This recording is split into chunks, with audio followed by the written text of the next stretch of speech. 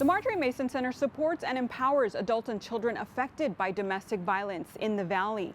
But unfortunately, the need for their services only continues to grow. With community health system support, the center is able to expand their services and develop a new community resource building that will provide access to care and healing for domestic violence survivors. The goal of the Community Resource Center was to provide a space where community-based organizations and other service providers really could utilize the shared space and meet with victims on site. Nicole Linder is the Chief Executive Officer for the Marjaree Mason Center and says 1 in 3 women and 1 in 4 men at some point in their life will experience intimate partner violence. And I think as a society, we have to say this is not okay anymore.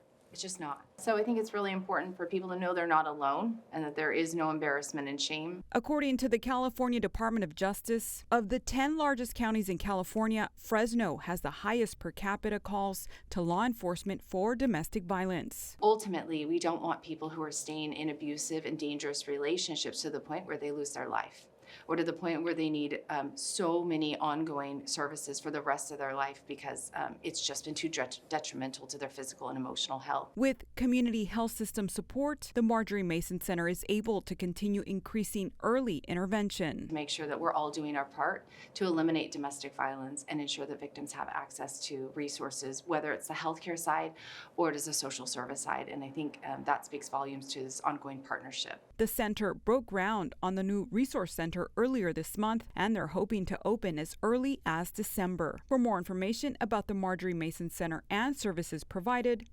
visit mmcenter.org.